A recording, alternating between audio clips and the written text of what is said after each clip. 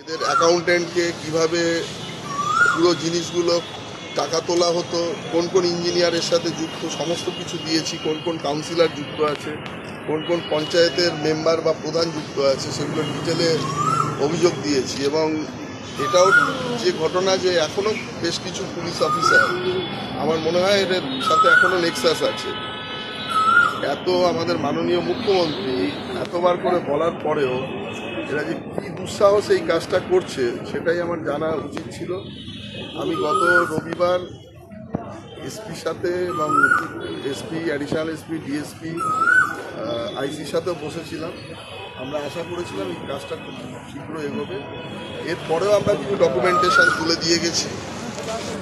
আমরা আশা করছি 2-3 দিনের মধ্যে এই এলাকার দুর্নীতি এবং সন্ত্রাসের যে মাথা, তাকে এখানকার থানায় অ্যারেস্ট করবে এবং এখানকার আমরা যে জনগণের কাছে জাস্টিস সেটা দিতে পারবো। আর সবথেকে বড় কথা, মাঝেও একটা নারী নির্যাতনের ঘটনা ঘটেছিল, তাতেও সেই তদন্তে আইওর যথেষ্ট গাফিলতি ছিল। মানে যাকে তদন্ত করতে দেওয়া হয়েছিল যিনি ভিকটিম, তাকে কোনো তাকে তার বয়ানি রেকর্ড করেনি বা তার 164ই করেনি।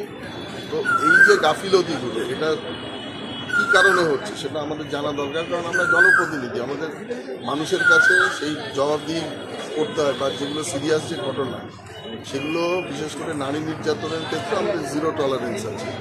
এই ব্যাপারগুলো দেখুন, আমি এমন একটা প্রশাসন চাই যেখানে আমরা কোনো রকম ইন্টারফেয়ার করে কোনো অ্যাডভান্টেজ চাই না, আমার দিক থেকে অন্তত হবে না।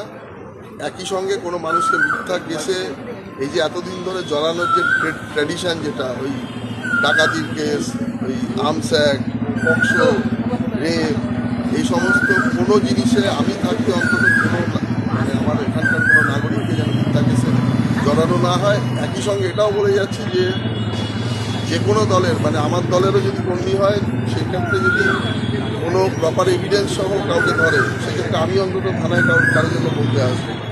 তো এই বার্তাটা স্পষ্টভাবে আমি দিয়ে গেলাম।